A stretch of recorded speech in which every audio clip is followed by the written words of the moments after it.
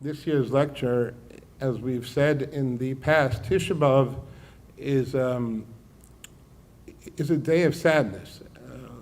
So those of you who, I'm sorry the women weren't there, but those men who were at the morning keynotes, so we spoke about the idea that Chazal understood that what they wanted us to first feel on this day is sadness. Sadness of what we lost, meaning you can't grieve for something, you can't be mournful for something if you don't know what you're supposed to be mourning. So the first step is to feel sad. Ultimately, obviously, it's to take that sadness and hopefully it should be a catalyst, a motivating factor for change, for improvement. But the day itself is more focused on recognizing the sadness than per se on, honestly, inspiration per se. So I think in that way today's lecture certainly fits the bill. We're going to speak about a very sad event in that it involves the greatest tragedy to befall the Jewish people in their history, the Holocaust. It's going to involve a person who, I won't say single-handedly, but I will say certainly had one of the major players in facilitating the murder of 6 million Jews. And it's also going to have, though at the end, since we're after Chatzos, and after Chatzos there is some sort of nechama, there is some sort of consolation, it will involve, hopefully, consolation as well. Let us begin. The subject for tonight, for this afternoon's lecture, is ADOLF EICHMANN, Yimach Shmo, who, from now on, we'll just call him Eichmann. It's interesting when some of you, my wife and I were privileged, I guess, to go, but last year or 2 years ago, I don't recall, there was a traveling exhibit, and it was at the Battery Park Holocaust Museum, which is always a worthwhile place to go. They had, it was a traveling exhibit on the Eichmann story, and it's interesting, I had heard of an interview with the person, the curator from Israel. It obviously came from Israel. Obviously in America it was in English. But they interviewed the curator from Israel, and he said in Israel, they just specifically only called it Eichmann, as if like, they didn't want to even give him the respect of like a human being with a first and last name. Rather, it's almost like that itself was a pejorative title, Eichmann. They wouldn't say the first name. So too we'll observe that. Eichmann is born on March 19th, 1906 in Germany. He grew up, though his family moved quickly to Austria. He was not a good student.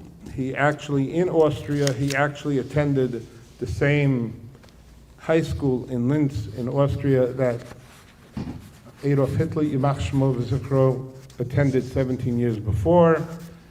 He never graduated because he had such weak marks. His father transferred him then to a trade high school, we would call, I guess in America, vocational high school, where I think he did not graduate from there either. He worked as he got older. In 1927, at the age of 21, he was a traveling oil salesman, and finally, at that same year, at the age of 21, he joins the Nazi Party, and in 1932, he joins the SS. The SS is obviously a German word. I don't know what it stands for but you know what the SS, the SS, Gestapo, SD, those are the evil people. Not that the German army was so great, but whatever. To join, by the way, just as a reference, you didn't have to I mean, most Germans never joined the Nazi Party, just so you should know. It was a political party. Most Germans never joined the Nazi Party. And even those who joined the Nazi Party, obviously, a greater minority of them ever joined the SS or the SD or the Gestapo. That was obviously the fanatics. So he was definitely a fanatic, a right-wing fascist, racist, and he joined the SS in 1932. This is still in Austria. There were branches of the Nazi Party in Austria. In 1933, he returns to Germany, and there he's noted for his operational skills, his total obedience to directions and to orders, his almost obsessive obedience to carrying out orders, that he transferred him to the SD. Again, I'm not going to go into the nuances of, but they're all the same for our purposes. And he was seen by one of the Nazis' officials as being such a responsible and organized, and a person who can facilitate and organize great events, or a lot of events, that therefore he was appointed head of the Department for Jewish Affairs. By the way, the Nazis were experts in, if you ever read 1984 by George Orwell, although Orwell is really speaking about the communists, but frankly, obviously, many of his concepts could apply to any totalitarian state, even obviously the fascist state as well. And honestly, even though I've read the book a number of times, right now I don't recall, but what it was called, Newspeak or whatever. But there, for instance, the worst department I remember was the Department of Love. The Department of Love was the worst department in George Orwell's 1984. That was really the Department of Vicious and Cruel Hate. So the Nazis, EICHMANN, were also masters at euphemisms.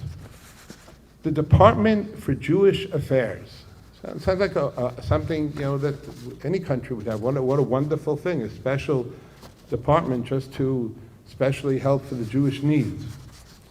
However, obviously, it's just a front, smoke and mirrors, of initially the Nazi plan was emigration, and that was actually Eichmann's assignment, to figure out how to get the Jews out via immigration. And by the way, from the time Hitler EICHMANN takes power in 1933 until September 1st, 1939, when the war breaks out, the 500,000 Jews who lived in Germany, about 300,000 of them have successfully emigrated out of the country. When the war starts, there's perhaps only 250,000 Jews there at that point. However, the Nazis soon realized that it was impossible to expect an emigration of large-scale emigration of Jews out of the country to different places, and therefore, ultimately, emigration was switched to extinction. It was switched to violent and proactive murder, genocide.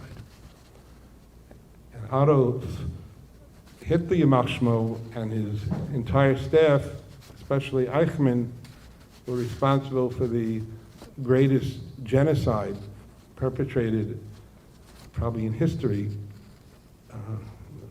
beginning on September 1st, 1939, and concluding on May 8th, 1945. The real killing of the Jews begins in June 1941. In June 1941, Hitler EICHMANN, he decides, we're all familiar, some of us are familiar, that shockingly so, that prior to September 1st, 1939, there's the famous Molotov-Ribbentrop Pact, where the foreign ministers of Molotov from Russia, Ribbentrop from Germany.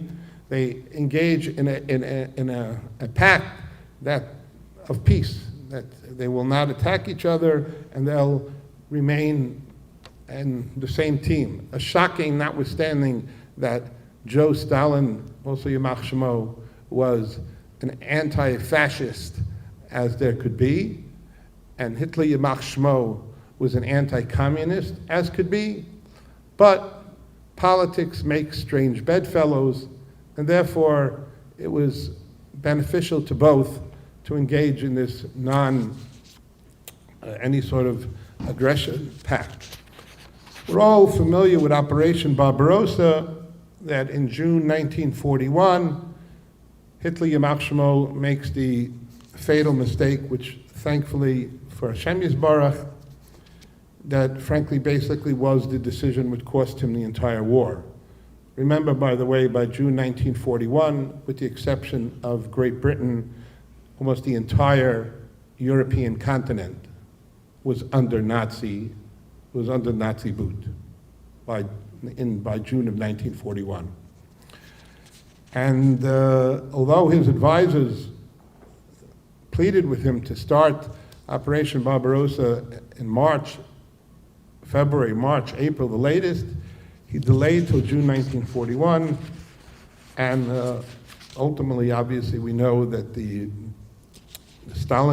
siege on Stalingrad, eventually the Nazis, after making tremendous progress, eventually the Russians fought back, and ultimately we know that changed the whole course of the war eventually. But for our purposes today, when the Nazis, Yamach Shemam, broke the Ribbentrop-Molotov Pact and invaded the Soviet Union, that brought another 2, 3, I don't know exact how the borders were, Jews under their belt. And now the question was, what are we going to do with these Jews? We have nowhere to ship them, and honestly, it does seem that initially that the head staff, Hitler, Eichmann, it does seem that perhaps, it's hard to know obviously, it does seem that Hitler actually even perhaps floated the idea of actually if we can transfer them to another place, there's no reason to exterminate them. I do want to add that Eichmann was against such a plan because then the master Aryan race, if you give the Jews a place of their own, they'll reproduce and they'll still be around. But it didn't matter anyway, frankly, it didn't matter anyway because the reality was there was no place to send them and nobody wanted them. Therefore, as the Wehrmacht began to go east into the Soviet Union, as they kept going east into the Soviet Union and north, they were followed by what was called Einsatzgruppen. The Einsatzgruppen, which were divided into, there were 4 Einsatzgruppen, A, B, C, and D. These groups were mobile killing centers, and unfortunately, I'm sure you've seen the pictures. They basically would just have the Jews dig their own graves, and then they would machine gun them, have them fall into the pits, and that would be it.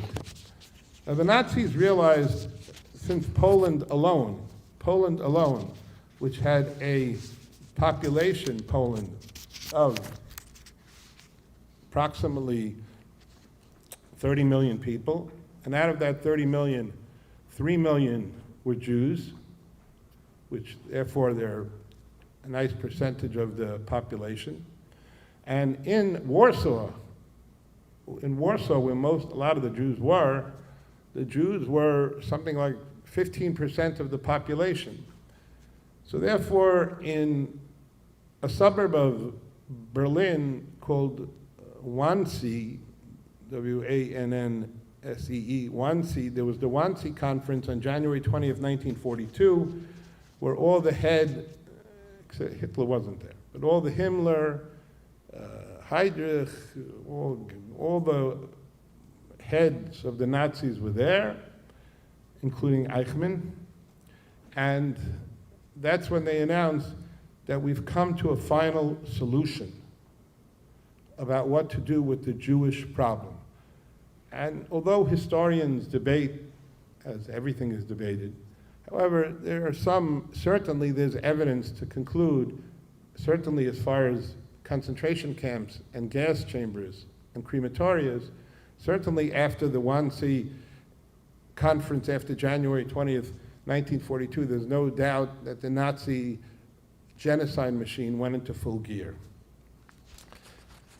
Now, Eichmann was given the job of his responsibility was to gather the Jews of the lands which were conquered by the Nazis, first to centralize them in a place which they called the ghetto, facilitate their deportation to the extermination camps, and perhaps most importantly, to create the guise of calmness among the Jews of the conquered areas in order to preclude them from any sort of resistance, as the Jews were always promised that whatever is going on here is for your benefit, don't worry, we're not going to kill you, and which afterward obviously would follow their ghettoization, deportation, and actually, in all honesty, at that point he was finished with his job. He was not involved directly. He had visited a number of them, but he was not involved directly in concentration camps and the gassing of the Jews.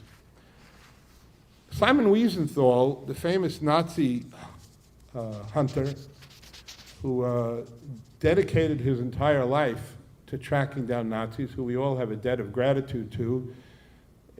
He's one of the great heroes of the Jewish people after World War II. If it wasn't for him, many of us, certainly many of the non-Jews, would never have chased after Nazis or even given them a second thought. Wiesenthal, who spent a lot of his time, certainly up to 1960, trying to find, and he was involved with the Mossad in finding Eichmann, but doing his research, background research, he couldn't find anything he was asked. He couldn't find any event. Some people trace Hitler, Yimach Shmo, had some dealings with Jews, or he saw Jews in Vienna, Orthodox Jews. There's really no contact that we even know of, anecdotally, or no traumatic event or drastic event that took place in Eichmann's life that caused him to be such an anti-Semite. We don't know any. The only thing I do want to suggest is that, he grew up in a time, obviously, when fascism, which is so closely related to racism and totalitarianism, were not just buzzwords of the time, they were the thing of the times. And remember, you had these leaders in so many of these countries, Mussolini in Italy, not just Hitler, Yimach Shmo, in Germany, Mussolini in Italy, you had Horthy in Hungary, and this whole idea of honestly this racism or a master race, and that therefore there has to be somebody who has to take charge, the superior people have to take charge, that he bought into very much. But I just want to point out that also has a very euphemistic word which was going on here in the United States. It's still going on, by the way, to a certain extent, which is called eugenics. Eugenics basically is a very broad topic in science, but basically it's the belief that there are character traits, racial traits, which are passed on genetically, and when used, frankly, for a positive purpose, eugenics is involved in what's going on nowadays, couples who are infertile, and they need to have a donor egg and donor sperm, so frankly, they have boutique babies, because you can choose different traits, different DNAs, color eyes, color hair, countries they come from, to almost, create your own child. But eugenics back then was more the idea of ridding the world of people who are unfit. Probably the place which engaged in eugenics more than any other place was the good old USA. There were very, very distinguished scientists who were involved in eugenics in this country. Just to give you one idea, we all know that from 1880 to 1924, the greatest immigration of Jews in the history of the world took place, which is why some of us are here this afternoon. Any of our grandparents who came from Russia, that is 2 to 3 million Jews between 1880 and 1924 found refuge in this country. Unfortunately, by 1939, the doors were closed. What shut those gates? The Immigration Act of 1924. The primary facilitator, or the primary motivation for the passage of the Immigration Act of 1924, which limited access to the United States, was eugenicists. Eugenicists involved themselves in politics and convinced enough politicians that the threat of an inferior stock from Eastern Europe would unfortunately pollute the Aryan and Anglo-Saxon WASP purist race of the United States. Another part of eugenics, by the way, was forceful sterilization. Many states, California, many states, forcefully sterilized people who they believed were mentally or emotionally unfit. And finally, nobody less than the famous and respected Rockefeller Foundation, which supposedly sponsors humane causes which are for the benefit of the human race. They actually funded eugenics programs in Germany, including the one which was attended by Josef Mengele, Yamach Shmo, the angel of death, who obviously was the doctor at Auschwitz, which we mentioned today when the Rav Schwab mentions him or refers to him in his kina. His flick of his finger to the right meant forced labor, or at least life, at least temporarily, and 80% of the people was a flick to the left, which was right to the gas chamber. And frankly, there is a belief not a belief that's known, that the eugenics programs in the United States did inspire and did help facilitate and did help normalize the idea of the Aryan race, which was being propagated by the Nazis. And therefore, it was an accepted science even in the great United States.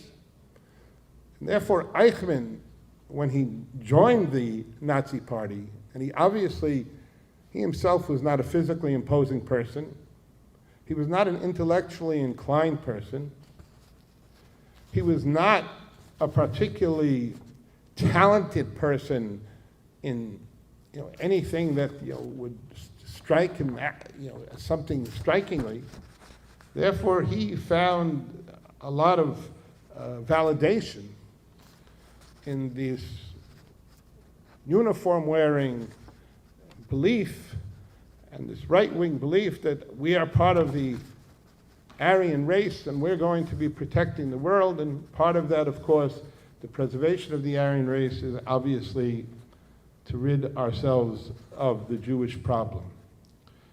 And therefore, as I mentioned, ultimately, he becomes head of the Jewish section, and he is the one who facilitated the gathering and the ultimate transferring of the Jews from their homes and their cities to the ghettos and the famous cattle car deportations to the gas chambers. I'd like to just spend a few minutes understanding this monster of a human being. Although he was involved already in 1938 as being in charge of the Jewish problem, let's just focus for a moment, beginning in March 19th, 1944, ending on December 24th, 1944.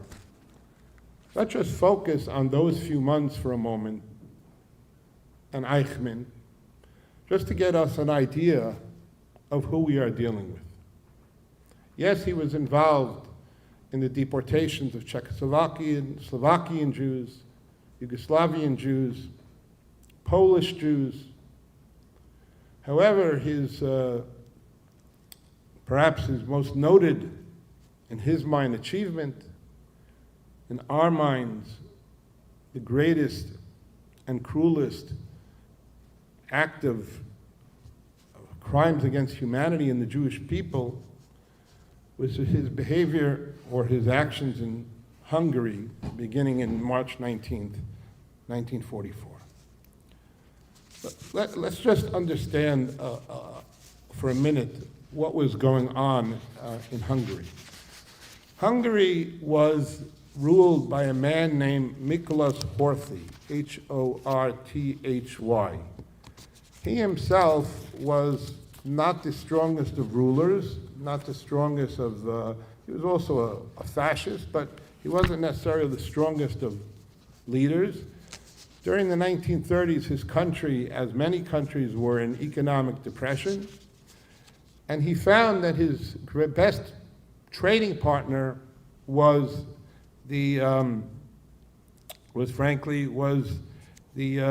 nobody less than the Germans.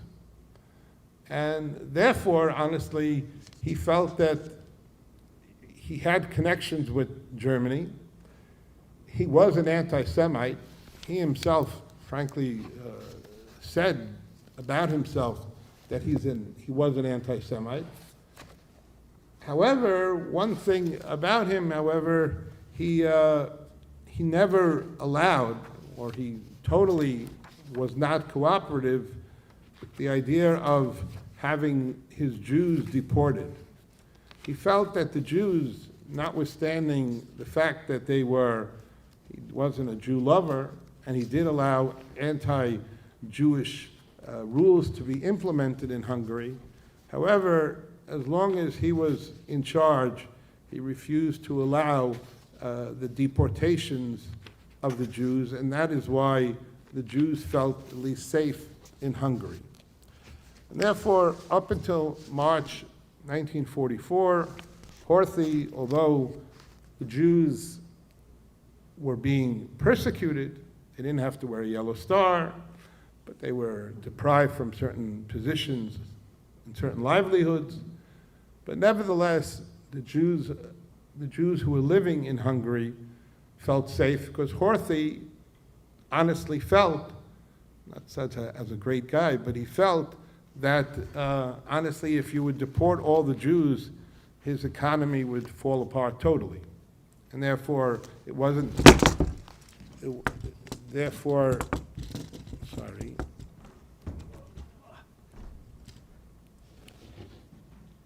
Okay, sorry about that, everybody. And therefore, it wasn't to his benefit. Therefore, it wasn't to his benefit to have the Jews deported. He was something of a not exactly, but he was something of a puppet of Hitler Yitchok. He never really asserted total, even though he was the regent.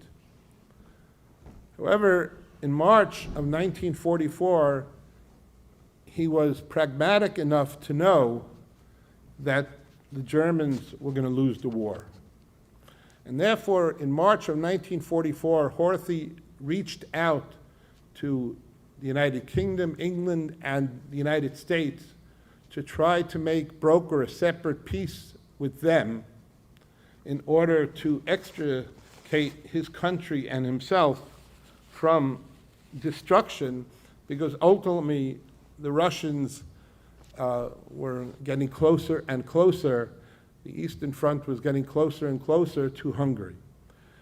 When Hitler got word of that, March 19th, 1944, Hitler ordered the invasion of Hungary. Horthy remained totally now a puppet. He remained in power. However, Wehrmacht troops came in, and for all purposes, Germany was now ruling Hungary. And if Germany was now ruling Hungary, that meant that Eichmann was needed. At this point, there's anywhere between 700 and 800,000 Jews living in Hungary. At least 300,000 of them were refugees, or as Eichmann would call them, escapees, who had somehow escaped the Nazi net of Poland, of Lithuania, of Latvia, of Czechoslovakia, and somehow made it to Hungary. I remember in the Project Witness, which is a wonderful Holocaust resource center, and they always put out a film. I remember in their film about Hungarian Jewry, it was every Hungarian Jew they interviewed all said the same thing. They believed Be'emunah Shlema that it could not happen here. It cannot happen here. It'll be anti-Semitism, but it won't happen here. Once you reached Hungary, you thought you made it. You were safe now. That was what the people did. They made it to Hungary, and you'd be safe. So there were approximately we don't know exactly because a lot were refugees, but between 700,000 to 800,000 Jews. The Eichmann decided that this would be his grand finale, that this he finally had perfected to a science. The organization, the ghettoization, and the deportation of the Jews to kill every last Jew that existed. By killing all 800,000 Hungarian Jews, or Jews who were in Hungary, he would have accomplished finally his life dream of ridding the European continent of Jews. In fact, he even said that that would be a death blow to the Jews, because he said that the Jews of America, who also are already in the millions, they don't matter because they're all assimilated and secularized. And therefore, they'll never be able to repopulate into that Jewish problem gene. It was the Jews of Europe, which he was scared about, which is why he also refused to allow immigration to Palestine. He felt that mass immigration to Palestine would allow that Jewish, terrible Jewish bad blood to be, once again, be reconstituted again. And therefore, on May 15th, 1944, Eichmann begins his deportations. He begins them on the first day of Pesach. If you ever read the book Night by Elie Wiesel, if you haven't, you must. But Elie Wiesel was one of those people who was deported, or the deportation process began on that first day of Pesach in May 15th, 1944. Basically, Eichmann's plan, there were approximately 300,000 to 400,000 Jews in Budapest. Budapest was the capital city, and there were approximately another 300,000 to 400,000 in the surrounding regions, Transylvania, Carpathian Mountains, those surrounding areas. That's where Elie Wiesel was. And he figured he would take care of the suburbs first and leave Budapest for the end. Let's get an idea of what this, I don't know what to call it, of the cruelty of this evil person, this evil thing did. Each day in June of 1944, 12,000 Hungarian Jews, each day, 12,000 Hungarian Jews were gassed in Auschwitz. That comes down to 500 Jews every hour, 30 Jews every minute, and 1 Jew every 2 seconds. 12,000 Jews killed just in June of 1944. Basically, Hitler, Eichmann, and Rudolf Hess, the head of the commandant, they had set up new rail lines. A third rail line was set up at the entrance to Auschwitz, which led directly to the gas chambers. There are pictures. You can see the Hungarian Jews getting off the cattle cars wearing high-heeled shoes, wearing fur coats, men wearing their hats, Chassidim wearing Chassidic clothing, total regular clothing, and they literally went straight. In less than 30 minutes, they were dead. They were led straight from the platform, straight to stripping. They were made to undress. They were made to go into the gas chamber. The Zyklon B pellets were dropped down into the gas chamber, and within 15 minutes, all those in the gas chamber were dead. The Nazis had an elevator system which involved bringing up the corpses from the gas chambers to the crematorium, which were a floor above, and they had to re-outfit the crematoriums in order to even just deal with the amount of Jews which were being killed daily. This could not go unnoticed. And even in a world which basically didn't care too much, and frankly, although they like to say, the road to Auschwitz was paved with indifference, as other writers have written, that's not really true. The road to Auschwitz was really paved with collaboration. And frankly, without the collaboration, by the way, Eichmann, you should know, came into the SS that Eichmann controlled when he came into Hungary was 150 men. That was all the people he brought with him. 17,000 Hungarian members of the fascist group, the Arrow Cross, who were fanatical anti-Semites and savages. They were his collaborators. Without him, the 150 SS people couldn't have done anything. The world began to find out by 1944 of the mass murder. People had escaped from Auschwitz. It was known already. The famous Auschwitz report 2 escapees had published. It reached the desk even of President Roosevelt.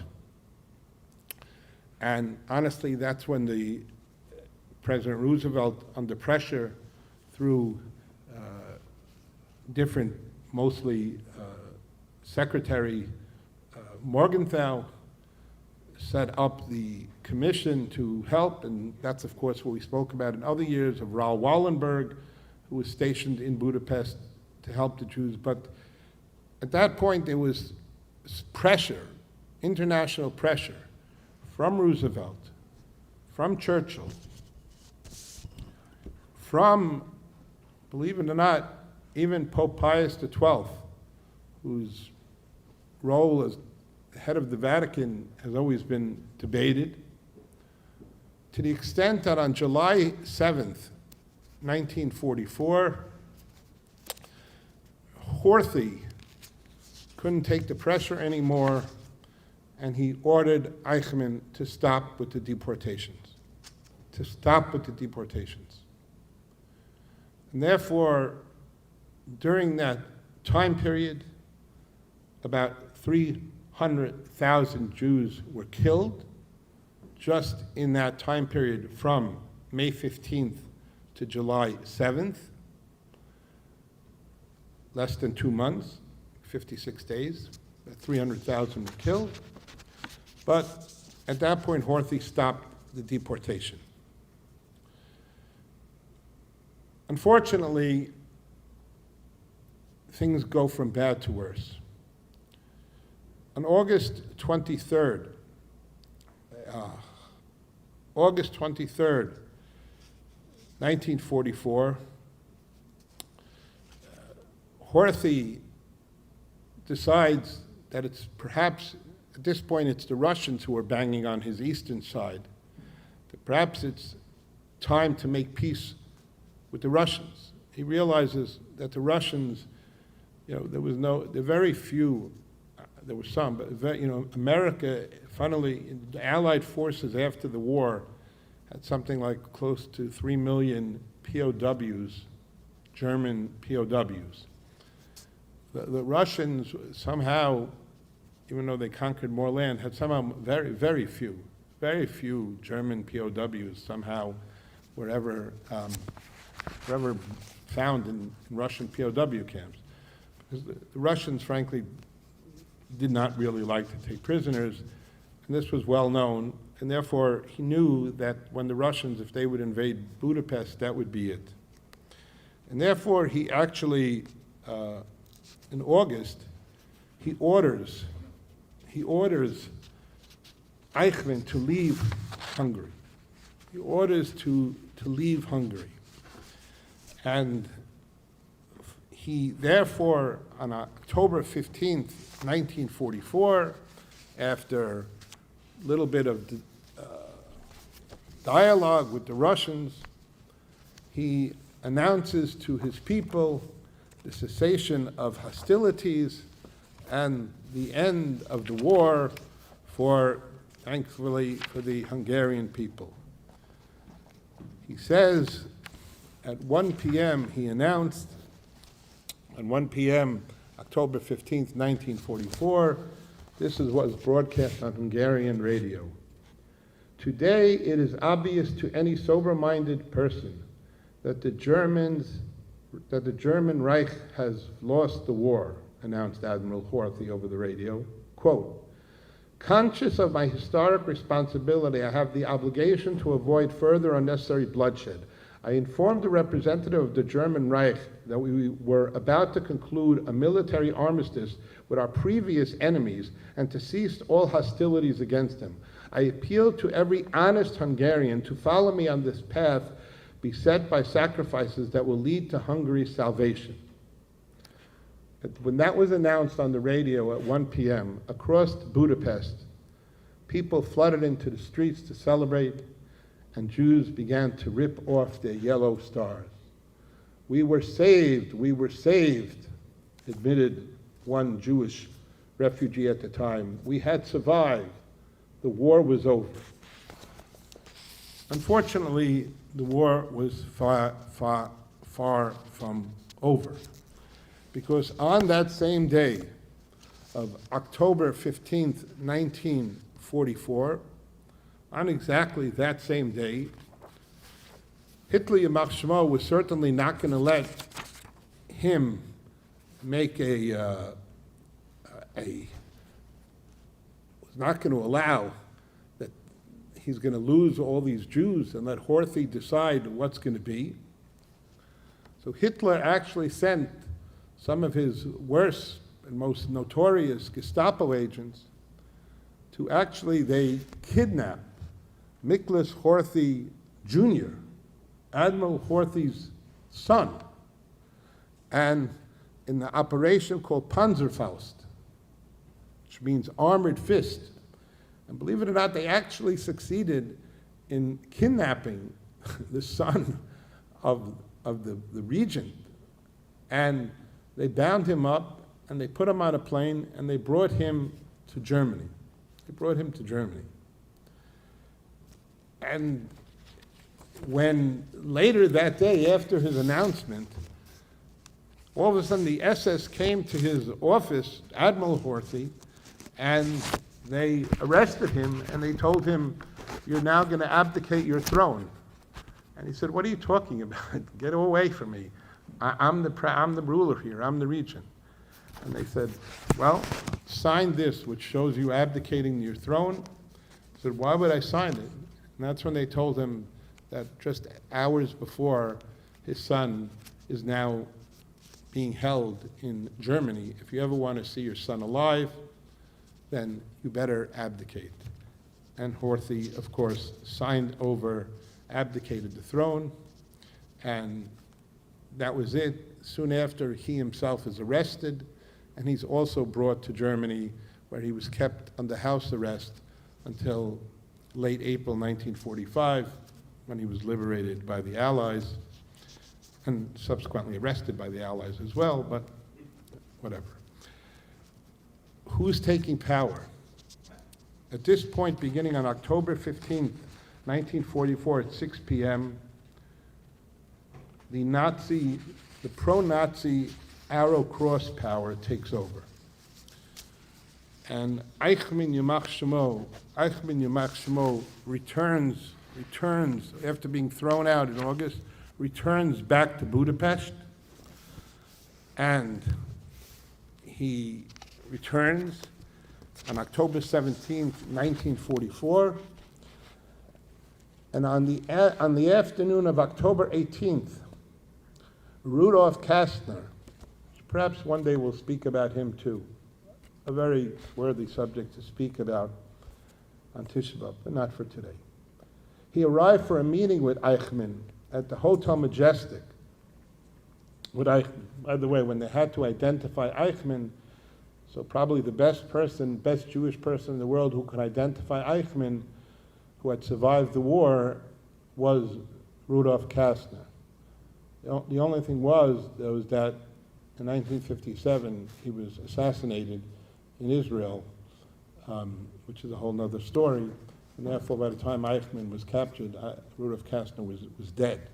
But the Jewish liaison to Eichmann, who met Eichmann numerous times, was Rudolf Kastner, who's a controversial figure. He had a meeting at the Hotel Majestic with Eichmann. "I am back, as you see," said Eichmann, who was dressed in full uniform. "My arm is long enough to reach you and you useless dung people. They will be deported now, you hear me? Not one of those people will be spared. But this time there won't be trains. This time there won't be trucks. I'm going to march you all to death. And I don't want to hear of any of your damned excuses. I don't care anymore how old your people are or how sick they are. It's all lies. I've heard it before. There will not be a Jew left alive in all of Europe." And Eichmann, being that at this point even Hitler Yamach Shemo refused to give him trains or even trunks to transport to Auschwitz, he began the 120 distance between Hungary and the Austrian border. He began to march, death marches, beginning in October 17th, concluding in December 1944. It's difficult to know how many, at least probably 30,000 Jews were killed. The majority of them died en route of starvation or of hypothermia or of being killed.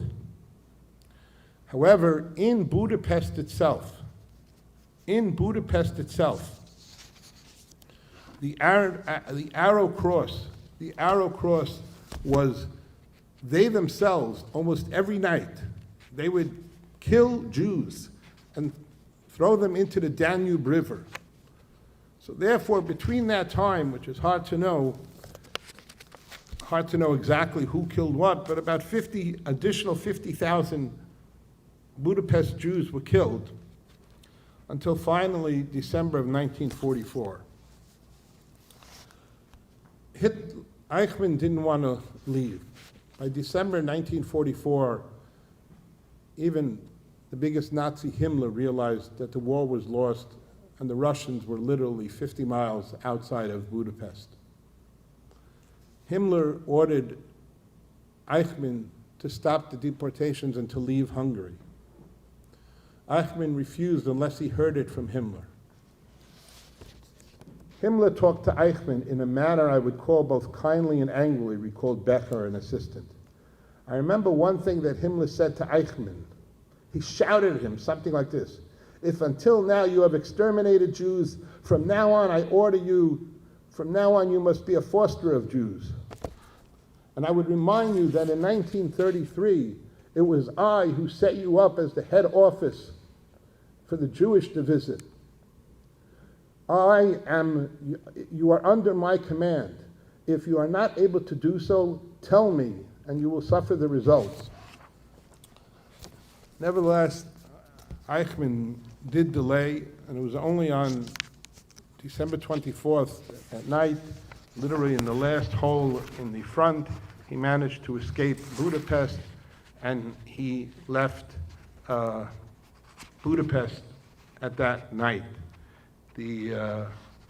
Ultimately, the amount of Jews who were killed, the understanding or the assumption is that out of, again, between 700 and 800,000 Jews who were in Hungary before March of 1944, by January 1st, 1945, there were about 200,000 left, meaning approximately 500,000, or whatever it is, between 200 and 250,000 were left. Some estimate that the total was 437,000 Jews were exterminated until finally it ended in January of 1945, when the Russians finally penetrated Budapest and frankly liberated whatever Jews were left. And those are the best. And by the way, compared to other countries, that's why you have so many Hungarian Jews. Williamsburg, Borough Park, many of the Hasidic communities, frankly, out of other countries, that was better. I mean, much less Polish Jews survived, much less Lithuanian Jews survived. Percentage-wise, having even 250,000, that was still better. But like I said, almost 500,000 were killed in such a short span of time. So we have an idea. We have an idea of what was going on at the time, and what Eichmann Yimach Shemo was perpetrating. Just to give you one quick example of what exactly was going on just in general in Hungary at the time, and how the Arrow Cross facilitated without even Eichmann, without him, just the Arrow Cross being in the government. So while Verdi's Aida played to packed audiences at the Grand Opera House in the heart of the city, grotesque characters roamed the rubble-strewn streets where posters warned that anyone caught helping Jews would be shot on the spot, to the fetid courtyards where horse carcasses lay rotting, to the Danube embankments where hundreds of Jews were slaughtered at dawn, their bodies dumped into the river to be washed away into oblivion. Each day now, between 50 and 60 bodies of Jews had been shot through the base of the skull, execution style. One 23-year-old Hungarian woman, Vilma Salzar, a member of the Arrow Cross, had a penchant for burning naked Jewish women with candles. Another Hungarian sociopath, Kurt Retman, delighted in shooting Jews on sight. Quote, "It's a pity to go through all the bother of deportations and clothing them into a ghetto," Retman had said. "If we just shoot every Jew we see, the problem is over." Perhaps the most notorious figure was Father Andreas Kuhn, a Mennonite monk who wore black cassock and carried a giant crucifix and a revolver. By his own admission, Kuhn personally killed more than 500 Jews that winter, until January. He would also order his mostly teenage followers to line up Jews on the banks of the Danube, and then, as they took aim, he would cry out, "In the holy name of Jesus, fire!" Again, I don't want to give you the impression that every member of the Catholic Christian clergy was. There were some who were good. Frankly, there was Angelo Rota, who was the senior Vatican representative of Budapest.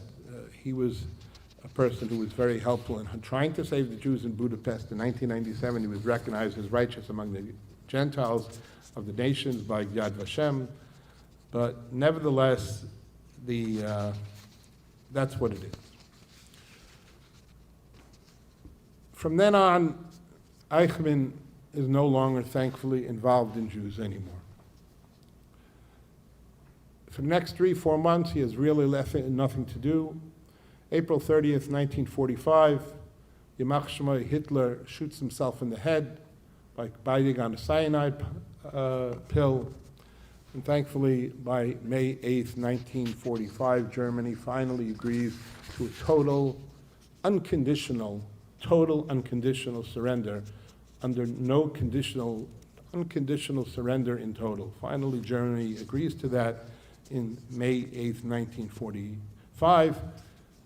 By the way, it was already May 9th in Russia, so that's why you find that out of the big four who we call participated in the war, United States, England, France, and Russia, the United States, France, and England celebrate May 8th as VE Day, Victory in Europe Day.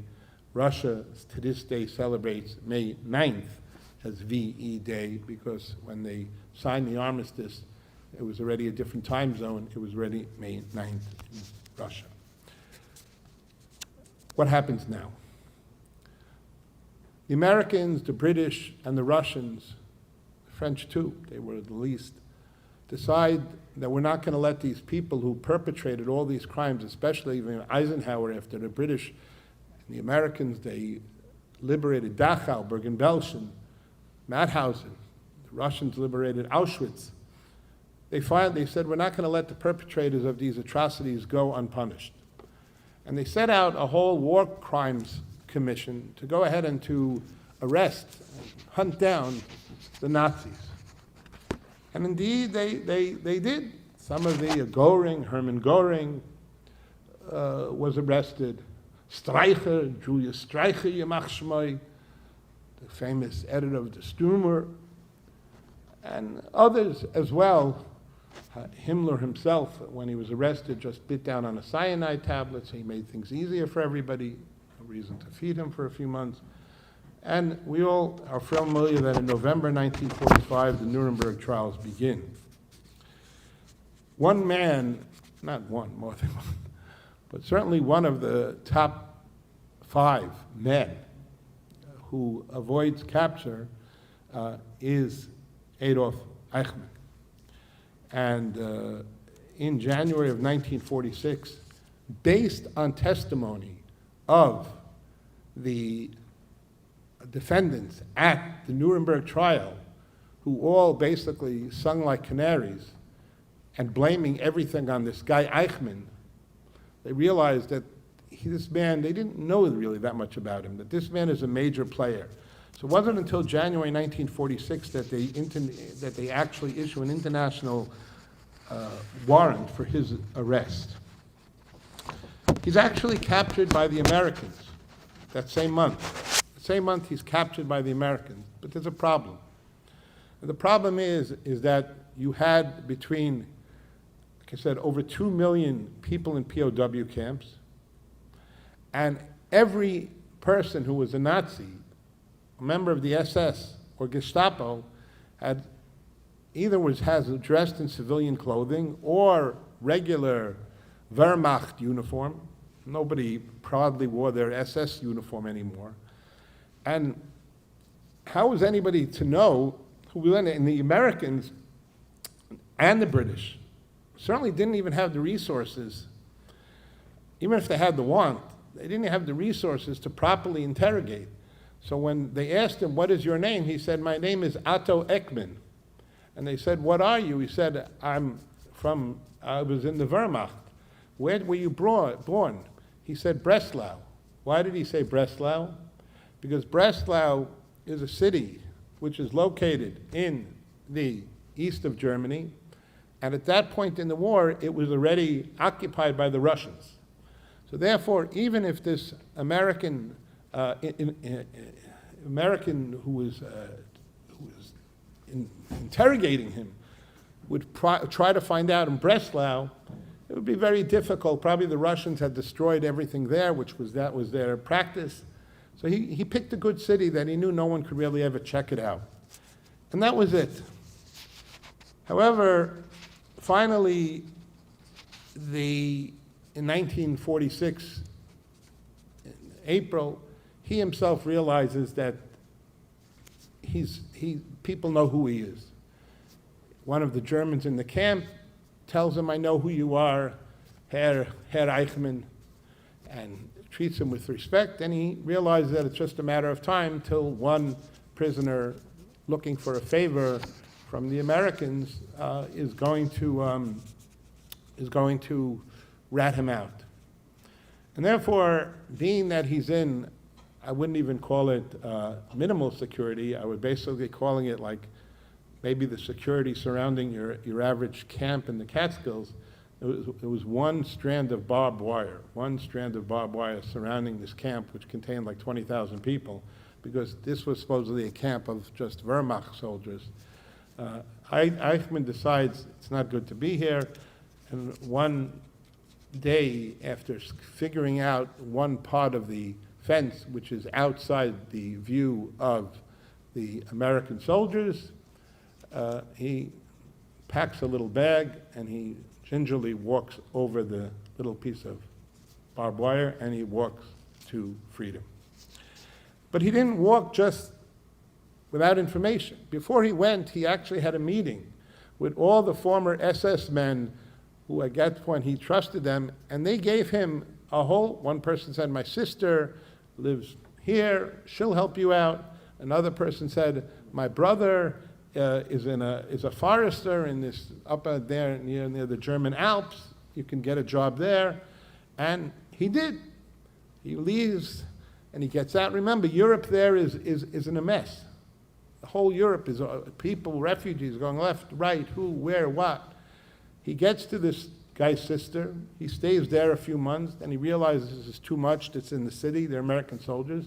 He then goes to be a forester for another 6, 7, 8 months. And then he says, then he sees American soldiers there. That's not good. So then he actually goes near Bergen-Belsen to a small village there. He actually becomes a chicken farmer selling eggs for about a year, with his main, believe it or not, his main customers are the Jews who are in the DP camp, which is set up in Bergen-Belsen for the displaced people, most of them Jewish refugees from Nazi concentration camps. So they are the one providing Eichmann with an income. However, he realizes this is not a permanent solution. Now, also realize that, don't think like in 1 second, don't think, by the way, now it's not, it still exists. But certainly back then it existed 100 times more. There was still plenty of people in Germany who believed in the Nazis. There was still plenty of Nazi sympathizers around. So, and they, frankly, set up what was called rat lines. And these rat lines were ways of getting the Nazis out of Europe. And they had contacts all over in safe places. And these people, frankly, they could not have done what they did without the cooperation of two, one is a person and a country, and the other is an institution. The institution is the Catholic Church. Without the expressed cooperation of the Catholic Church, there's no way that Eichmann could have gotten out. And by the way, the reason was not so much, it could be obviously some people in the Catholic Church were very anti-Semitic. That's true too. But part of it was also that honestly, they were very anti-communist because communist was officially atheistic. So therefore, to help a Nazi, certainly a Nazi who believed in God was, so he actually gets finally a letter from one of the Catholic priests He's hid in a church, and he makes his escape with the person who is singularly responsible for saving more Nazis after the war than anybody else, who's a man named Juan Perón. Juan Perón was the leader of Argentina, and Argentina became the haven for Nazi war criminals. Not only did Adolf Eichmann go there, but also the Dr. Mengele, Josef Mengele went there, and many others. By the way, in all honesty, he was a very strange guy, this Juan Perón, by the way. He wasn't per se an anti-Semite. You should know that besides that he accepted more Nazis than any other country after the war, he also accepted more Jewish immigrants than any other country in Latin America. And he also was the first country to recognize the State of Israel as it's established. And his wife, Eva Perón, was actually involved in a very great, in the beginning of the State of Israel, involved in humanitarian actual gift to Israel of medical supplies, which was recognized by Golda Meir and Chaim Weizmann. So it's a complex figure. But what did he want? He wasn't such a Nazi. But what he did want, he needed smart people. And he knew many of these Germans, who cares? They're cruel, they're evil. A lot of them are smart. At the Wannsee meeting that I told you back on January 2nd, 1942, out of the 15 people who attended, 8 of them had PhDs. And many of these Nazis, some were scientists, some were nuclear scientists. He realized that they would be, frankly, very helpful. So with the help of the Catholic Church, particularly Bishop Alois Hudal, he leaves in 1950 to Argentina. And everything is set up. July 14, 1950, Eichmann arrives in Argentina, and he's given a new name. The Red Cross, by the way, after he has this letter from the bishop that he's a recognized displaced person, the Red Cross, without any investigation whatsoever, believes the letter from the bishop, from this Bishop Alois Hudal from the Catholic Church, and without any investigation, they issue him what's called a Red Cross International Passport, which basically freed him, and he was given through this Ratlines, an Argentinian transit visa and entrance visa, and he even got a new name, Ricardo Clement. And Ricardo Clement, formerly Adolf Eichmann, formerly Otto Eckmann, arrives in July 14, 1950, into Argentina. Now, he settles there. He never really is successful. A lot of the other Germans who are there become very big people in industrial, building up Argentina, their industry. He's not successful in that way. He tries a Chinese laundry, but the Chinese people who were there actually put him out of business. He tries to, again, raise chickens, but again, there are people who know how to get more eggs than he does. He's not doing well. In fact, frankly, he's a schlemiel. So in June 1952, he says to his German Nazi friends, I want my wife to come. He had 3 boys, and they, one day, even the postman in the city where they were living in Germany said, so one day in the morning, Vera Eichmann and her 3 boys disappear, and by July 28, 1952, they too arrive in Argentina. Now, at this point in time, he is an international fugitive. There are articles printed about him.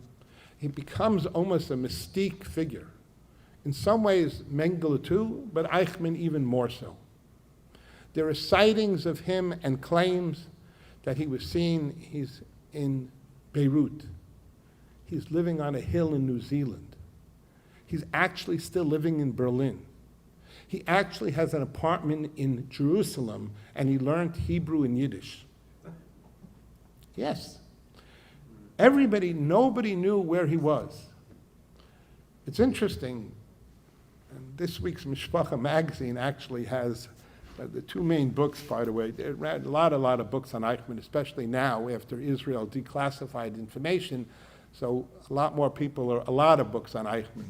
This is Hunting Eichmann by Neil Bascom is one of the best books, and this is Alex Kershaw's The Envoy. This actually is more about Raoul Wallenberg, but he describes the Hungarian situation, and he has a lot on Eichmann as well. But in Hunting Eichmann, he points out that one of them, and this week's Mishpacha magazine, frankly, has the article, which is, I don't want to say, very similar to what appears here in the book. He gives him credit. He gives him credit, the writer. But one of the people involved in actually hunting Eichmann is Rabbi Avram Kalmanovich, Zecher Tzadik Livrocha, the Rosh Yeshiva of the Mir on Ocean Parkway in Brooklyn, a brother-in-law of Shmuel Birnbaum, Zecher Tzadik Livrocha, who also was the Rosh Yeshiva.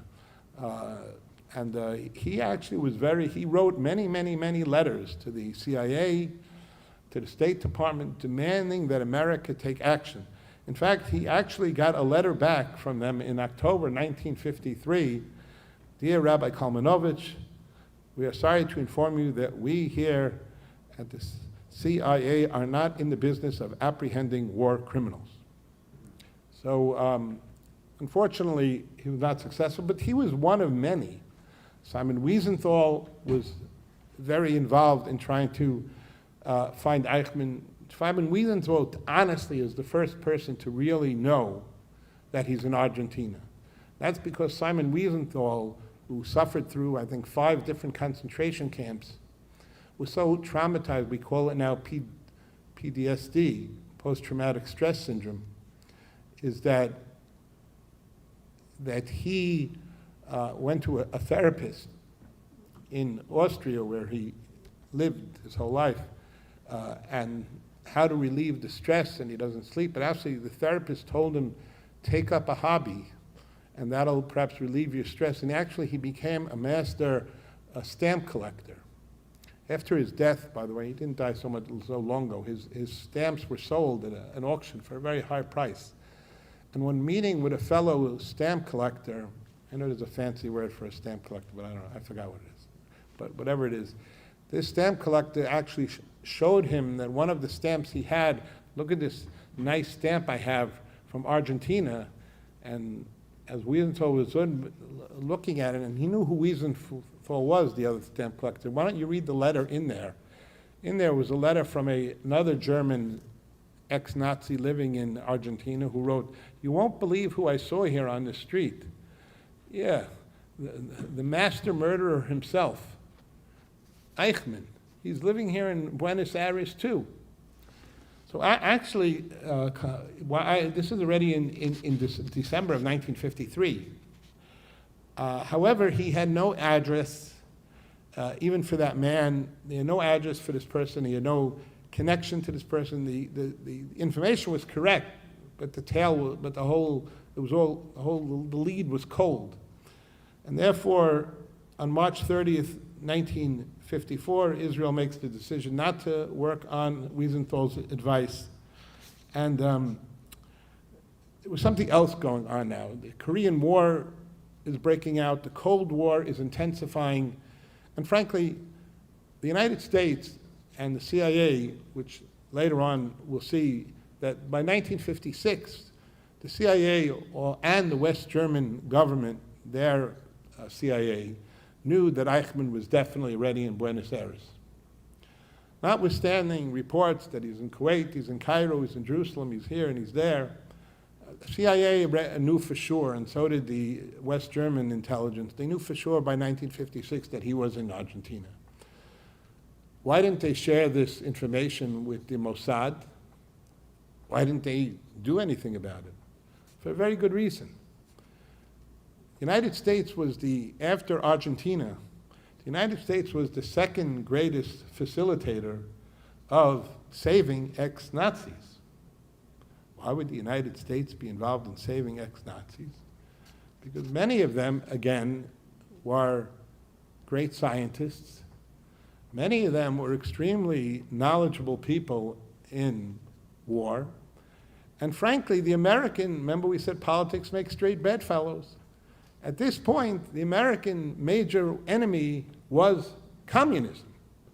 At that point in American history, we weren't sure if our grandchildren were going to be communists or, part of the, democracy, part of the United States. It was the domino theory, communists, the Cold War. They may take over the war. We lost 55,000 Americans in the Vietnam War because we were so convinced that communism would take over the world. So really, Germans who were total anti-communists, it was better to have them, certainly the intelligent ones, and they killed a few people here and there. No. Killed a few people in there, not so bad. Better to still have them helping us in our stuff than chas v'shalom, maybe being paid a bigger price by the Reds and going on to the other side. So therefore, frankly, America really didn't have any interest in finding Eichmann in the Cold War time anyway, and basically the whole trail goes cold until an amazing thing occurs. A teenage girl is the Chura Latov. She should remember for good. A non-Jewish teenage girl is the one who, frankly, is singularly has the schus in Shemaim. I believe she's still alive, frankly. I think so. I think she lives in the United States too. Who has the singular schus of really bringing Eichmann to justice. Sylvia Herman, in December 1956, brings home her new boyfriend and introduces him to her father, Lothar Herman, and she says, "Dad, I'd like you to meet my new boyfriend. His name is Nick Eichmann." And Lothar Herman, who was officially a half-Jew, I don't think, frankly, I'm not sure, I don't think he was halachically Jewish, but he, I'm not sure, but his mother or his father, but he had certainly, he was Jewish enough that he ran away from Germany because he was accused of something on false charges, that he was actually put in Dachau for 6 months, and he was beaten so badly that he became blind in one eye and legally blind in the other eye. And as soon as he got out of Dachau, thankfully he made it out of Germany and settled in Argentina. And he lived among the Germans, since that was his native tongue, before the Nazis, before the war. He came like in 39, 40, 41, whatever. He came before the war was over. He lived among that because, and frankly, I'm not even sure he ever told anybody in German, in Buenos Aires, that he didn't live in Buenos Aires, lived in a suburb, but I don't think he ever told anybody that he was half Jewish. But he hated the Nazis for good reason. They put him in a concentration camp. And when he hears the news that the name of her new boyfriend is Nick Eichmann, Lothar keeps it to himself, doesn't say a word, but he has this very vague suspicion that this is the son of nobody less than Adolf Eichmann. April 1957, 5 months later, Sylvia Herman reads the Tagblatt, the German newspaper, 1 out of 4 German newspapers published in Argentina daily. Reads the paper daily to her father, her blind father. And she reads an article about the worldwide search for this mass murderer named Adolf Eichmann. All of a sudden, she looks at her legally blind father and she says, "Dad, maybe my boyfriend is Eichmann's son." And at that point, Lothar himself says, "We have to do something." So he says, Lothar, if I call the Argentinian authorities, they'll do nothing, because they're the biggest people who have given refuge to the ex-Nazis. Forget about that. If I call Interpol, Interpol doesn't deal with, officially war crimes. He doesn't know what to do. He asked his daughter, who anybody mentioned in that article? Anybody mentioned in that article about, that you read me about Adolf Eichmann? So his daughter says, yeah, there's somebody named Fritz Bauer. He's a prosecutor. He's a prosecutor living in Frankfurt on Main. And he's actually behind trying to find this guy Eichmann and other Nazis. So Lothar Herman, a legally blind, poverty-stricken man who was beaten badly by the Nazis, in order to, frankly, get one thing and one thing out, get even, writes a letter in May 1957 to Fritz Bauer. Bauer is Jewish. Bauer is a brilliant man. Without Bauer, also Zochur Latoiv, he died childless, never had any, unfortunately, bonim, may bonim. Bauer, he's a Yid. He was one of the brilliant minds in Germany, already in the early 30s. He became a judge in the early 30s. And then when Hitler came to power and the Nazis put in the Nuremberg laws, he found himself without a job. So he escaped to Denmark. But then the Nazis invaded Denmark. So he escaped to Sweden. And he remained in Sweden throughout the war, writing a newspaper against the Nazis with the eventually German Prime Minister Willy Brandt. And after the war, after serious consideration, he decided the only place he can go back to is Germany. Why? Because now I want to get even. And since now it's a democratic country, he gets his job back as a prosecutor, and he's known as a tough prosecutor, particularly against ex-Nazis. And he gets this letter, and he writes immediately back to Lothar Herman and says, can you please provide, I need more information. How do you know, maybe Nick Eichmann is Eichmann's son, but maybe Eichmann is still speaking Yiddish in Jerusalem, and just his wife and kids are there. How do you know that's his son? You ever meet him? So say no. So I need more information. June 1957, Sylvia and her father, they're dating a long time. Sylvia and her father go to the Eichmann house, and they knock on the door, and Mrs. Eichmann answers, Vera, his wife, and she says, is Nick here? Oh, Nick's not here.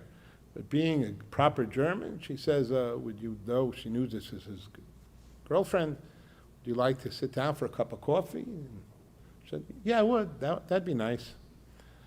And all of a sudden, a man, approximately 54 years old, walks into the room. Now,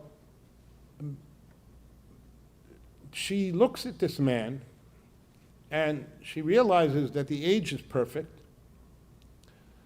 She realizes that he certainly looks like the daddy in the house.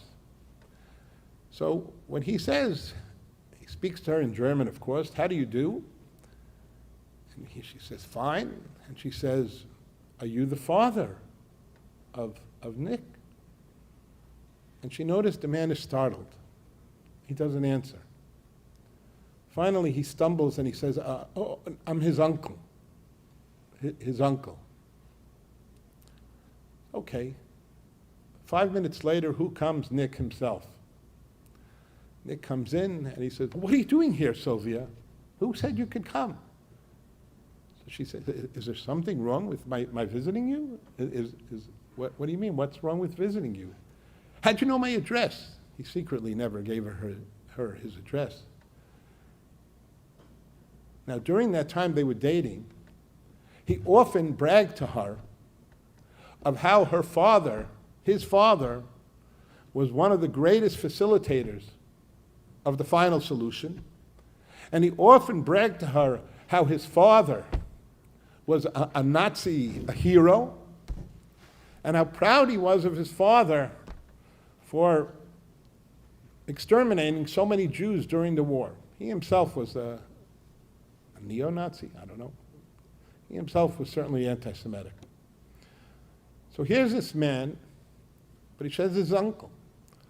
So of course he never gave her his address because he didn't want her to come. So, but she's there. So she says, any problems? And Nick, of course, no problems, fine. And she schmoozes a bissel, drinks her coffee, and then she said, okay, I have to leave now. My father's with me. My father and I came here also for some other reason. So the man, the uncle, does the proper German thing, and he escorts her to the door. And as he escorts her to the door, Nick, of course, follows to escort his girlfriend out. As they leave the house, Nick turns around and says, thanks, Dad. Thank you so much, Dad. And a few minutes later, she says, if that's your uncle, why'd you call him father? And Nick, again, his face turning color, says, he's my uncle, but sometimes I call him that out of respect. And therefore, Bauer says therefore, Lothar Hermann writes back, we have found Adolf Eichmann. This is what he looks like. This is what he is. This is where he lives. He gives an address. He has 3 kids. He had a 4th kid by that. They had 1 kid, another Ricardo in Argentina was born about 1955, I think. And this is where he lives. Everything's great. Fritz Bauer, by the way, Germany and Israel, you don't have diplomatic relations at this point. 1957, Bauer meets with Felix Scheiner, who's head of the Israeli representation to West Germany, and he tells him the only people on the face of the earth that can bring him to justice is the Mossad. If I tell the West German government, they won't do anything. Because the West German government, by the way, Globko, one of the heads of state there in the Adenauer government, was an ex-Nazi. There were many ex-Nazi who were very good bureaucrats, and he knew the West German government wasn't interested anymore in dealing with Nazis. America wasn't interested in Nazis. Interpol wasn't. And certainly Argentina wasn't. The only chance he had. He relays the information in January 1958. Isser Harel sends a Mossad agent to Buenos Aires to 4261 Chacabuco Street in Buenos Aires to identify Eichmann. He keeps walking down Chacabuco Street, long time, 4261. It starts with mansions, beautiful homes, swimming pools. All of a sudden, the neighborhood starts to change, becomes slummier. There's a lot of swastikas graffitied on walls. And finally, he comes to a rundown, like shed, a dump. Now, you have to realize, in the minds of the world, this man, Eichmann, they thought of like, they knew the facilitator of the Holocaust, and how many millions, if not billions of dollars did they pillage from the Jews. This man, Eichmann, this man who controlled the operating system of the entire final solution, everybody in the world, certainly the Israelis, imagined him living in a palace with servants and maids, and which find, by the way, that's exactly how Yamach Shema Yosef Mengele did live. Many of the ex-Nazis did actually live like that. He became very successful and extremely, a lot of it from pillaged money. Problem was that Eichmann killed Jews lishma, not lo lishma. He did it only lishma, for killing Jews, and therefore he never bothered taking any of the money. And he kicked himself, why didn't I could have taken so much money from the Jews. But this Mossad agent was so convinced that it can't be that Adolf Eichmann lives in this dump.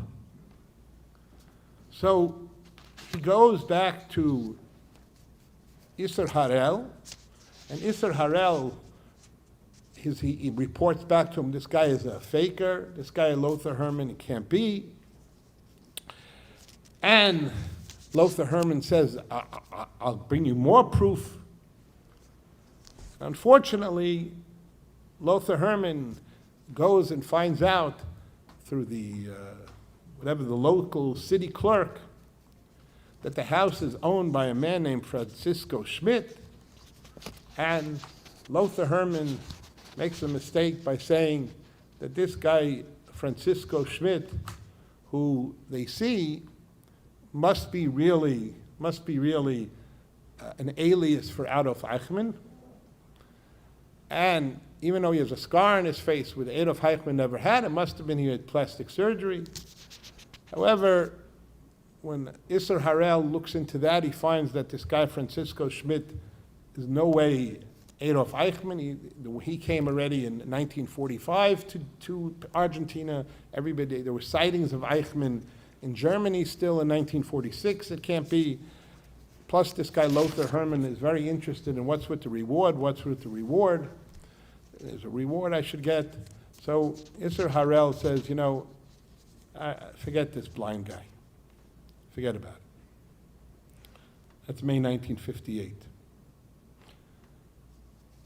October 1959.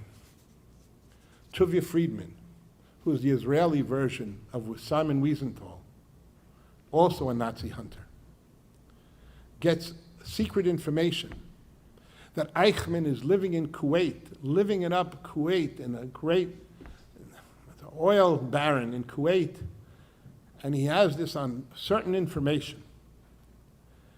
And he calls the Mossad, and they say, Tuvia, enough with you, Tuvia, with your Mishagas, and this.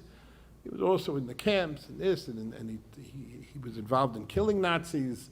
Some were, maybe they weren't, after the war, whatever, you're part of these people, revenge groups.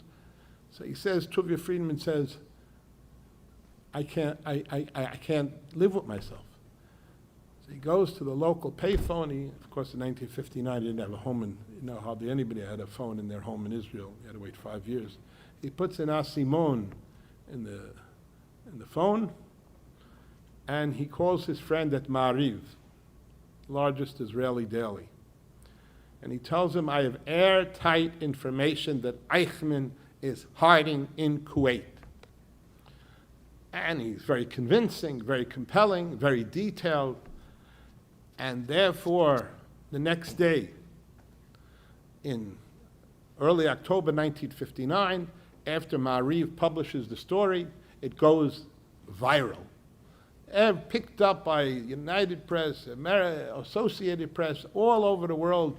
The story goes up that in Germany, America, Adolf Eichmann is in Kuwait, let's get him. He gets a lot of mail, Tuvia Friedman. One of the letters he gets on October 24th, 1950, is from a man named Lothar Herman in Argentina, who tells Tuvia Friedman, you got the wrong place. Right man, but the wrong place. He lives right next to me. He lives here in Argentina. I'm telling people before. I'm telling you, he's in Argentina. Tuvia Friedman, again, tries to inform the Mossad about this, because this guy's letter sounds very convincing. He provides details, etc. Again, the Mossad says, we've done this dance once, but then something changes major, and that's December 1959. To this day, we don't know who it is. Probably the people involved are all dead at this point. but most probably an ex-Nazi, who's about to be prosecuted by Fritz Bauer, spills the beans and tells Fritz Bauer the one piece of information that nobody knew at this point, that there is a man named Ricardo Clement, again, who lives at 4261 Chucabuco Street, who is Adolf Eichmann.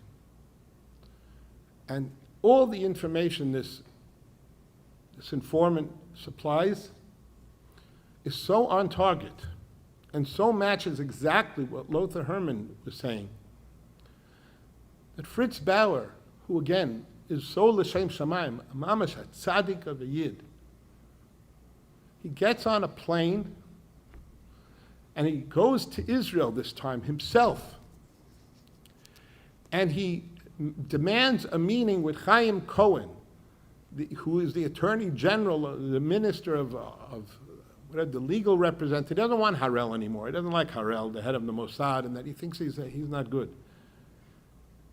And Harel attends this meeting, and he comes into this meeting screaming. He says, do you want this man or not? Ricardo Clemente have his name at the same address that Lothar Hermann, two different people who never knew each other, who have no contact with each other, who are in two different places in the world. What exactly is the possibility of this? Your man is here. You sent some guy for 2 weeks because he lived in a slum? With the information I'm giving you, the grocer on the corner can catch him. Since Harel is being ranked out in front of this minister, and Harel himself realizes that Harel says, no, the game has changed. And on December 6th, 1959, just days after Bauer's visit, Ben Gurion tells Harel, bring him back, alive or dead. Bring him back, but preferably alive. I want him to stand trial here in Yerushalayim. Tzvi Haroni, March 1st, 1960, arrives in Buenos Aires. He's the first to discover, when he looks for the water bill on 4261 Chucabuco Street, that it's registered in the name of Ricardo Clement, exactly the same name that Bauer supplied him with. Now he's convinced that this is Eichmann. He quickly goes to 4261 Chucabuco Street. There's one problem. There are workers there painting and working and doing woodwork and painting and adding and building. And he goes, who lives here? And they go, oh, they haven't moved in yet. Oh, we're the people who lived here. You mean the German family? Yeah, the German family. Oh, you want them? Yeah. Oh, they moved out 2 weeks ago. Where they moved to? I don't know. How should I know? I don't know. I don't know where I moved to. No. So he says to himself, Aharoni, oh my gosh, it's a country of 22 million. He's moved. I'll never find him now. I'll never find him now. And they have, I don't know if it still does, maybe they do, I don't know. But Israel used to have these people called Sayarim. These Sayarim were sort of like guides, especially after the Holocaust. They were unpaid people who were more than happy to help out the Mossad, the Israeli Mossad in certain places in the world. You help a Yid. Like they were sort of like Chaverim we have here. They were Chaverim, really Chaverim. I mean, they knew never to say anything. And they had them all over. So Tzvi Aharoni speaks no Spanish. He meets with a Sayar, Juan, and he says to Juan, can you go ahead, Juan, and go back to the building and and see, talk to them in Spanish, see, maybe you can get something out of them. So he talks to him, and they feel bad for this guy, Juan. Local guy, I really need this family. So finally, one of the workers there said, you look like a nice guy, I'll be honest with you. I know where they live. Because I'm doing work also on their home. They're building a new home. And that German, he still owes me money. So, I sometimes go to work there. I'll tell you where it is. It's on Garibaldi Street. Take bus 202, 2 stops here, get off, make a right, 100 yards. There's only 2 houses on the whole block. Go to Garibaldi Street, you'll see it. Says, wow. And by the way, you should know, since you're asking, his son, the guy you're looking for, his son, works in the garage on the corner here. On the corner. Really? Yeah. So Juan comes out, and he goes down, he calls in the garage, and he gives an idea. Is Nick Clement here? Is Nick Clement here? And it happens to be the 2 brothers work there. Another son, Dieter. And the brother Dieter comes and says, and there's only Juan is there. And he said, who do you want? Oh, I want Nick Clement. So, I heard he used to live here. What? You know him? Well, I have something to give him. So, well, I don't understand. If you know him, why are you calling him Clement? My brother's name is Eichmann, not Clement. Oh, so Juan reports back to Aroni, and he comes back so sad. His face is forlorn. And he said, I have such bad news to tell you. Remember, he's a sayar. He's not to know anything. You told me to get, more about Clement and where he lives. I have to tell you the truth. We got the wrong name. The name of the family that lived here is not Clement. It's Eichmann. I'm so sorry. So Aroni, they were eating lunch, almost swallowed his fork. But he says, okay, that's fine. That's fine. By the way, don't ever tell anybody what we spoke about today. And goodbye. Thank you. You've been a great sayar. And now for sure, they know.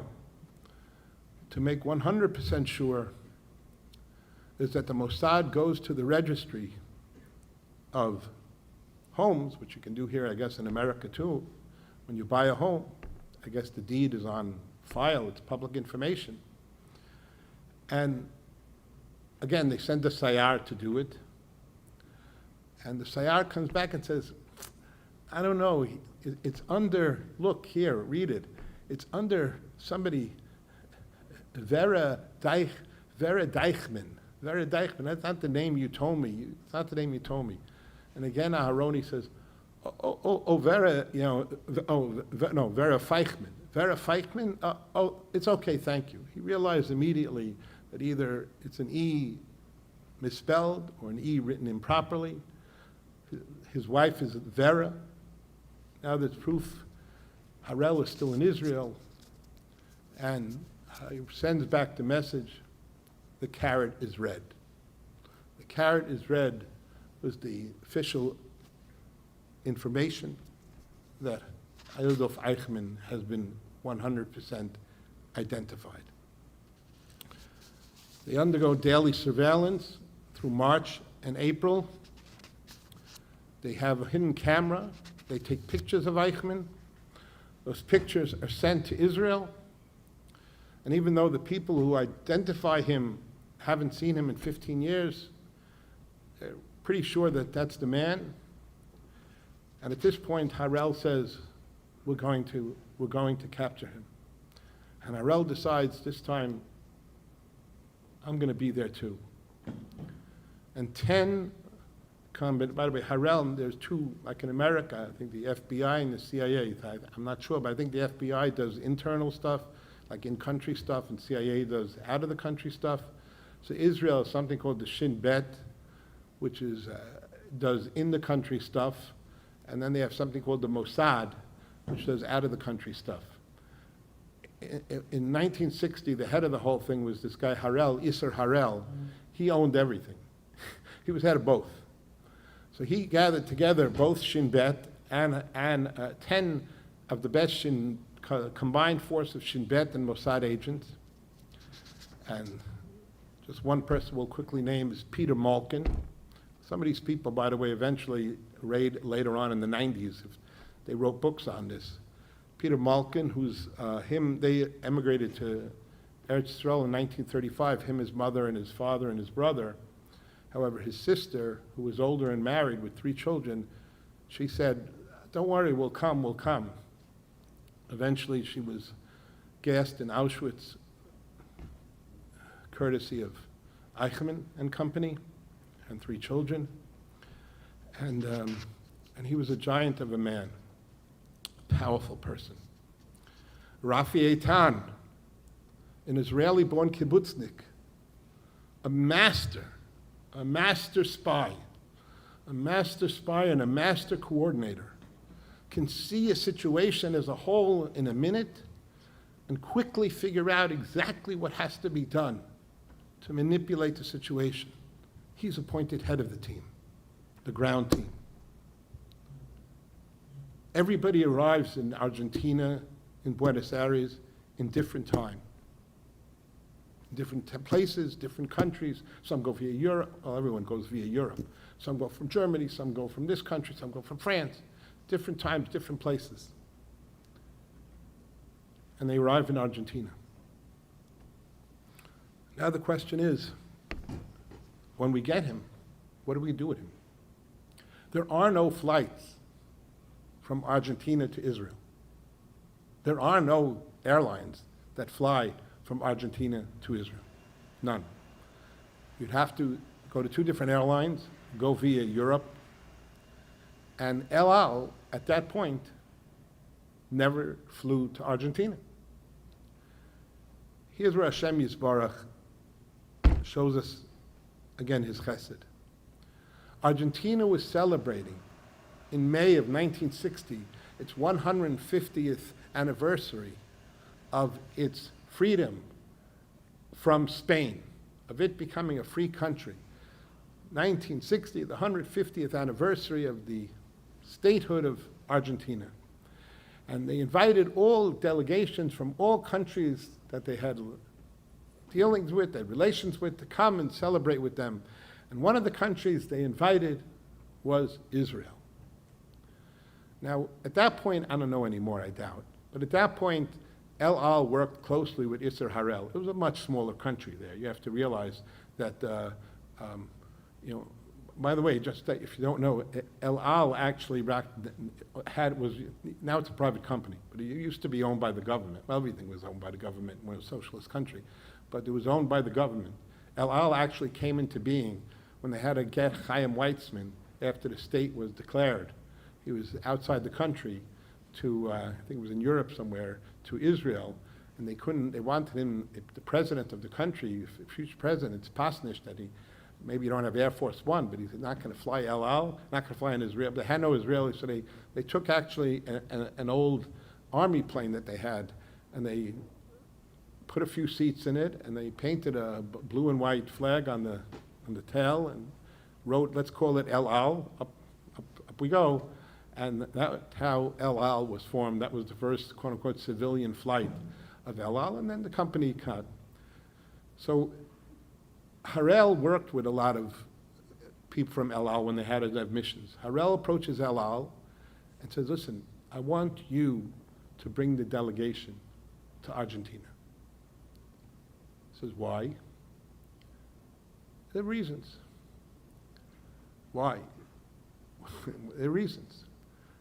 Finally, he meets with the CEO of El Al, and he confides in him, because you're going to be bringing back on your return trip ADOLF EICHMANN. And again, the pilot and the CEO, they almost faint. Could they imagine that what could be? There's going to be a gunfight at the airport and this. And obviously they have to handpick the crew of who's going to be there. You can't have somebody bring this mass murderer on board. But of course they agree, and on May 11th, 1960, the first El Al flight, it's not direct, it's made 3 stops. It had to stop in different places till it finally, went over Africa, then in South America, until it finally gets to Argentina. And they arrive with the Israeli delegation. Immediately then, Harel says, May 10th, that's when we have to do it. That's when we have to do it. May 10th comes, actually May 9th comes, and Harel, they're doing the last part of the operation. They're figuring out how they're going to catch him in this, and Harel is on his way to Garibaldi Street, where all of a sudden, there's a car accident in front of him, and there are people wounded, people injured. So I guess, I don't know, Buenos Aires in 1960 wasn't like, I don't know, maybe it still is. But all of a sudden, a policeman stops him and says, hospital. He says, what? Hospital. And he opens up his back door and he throws in an injured guy and he said, hospital.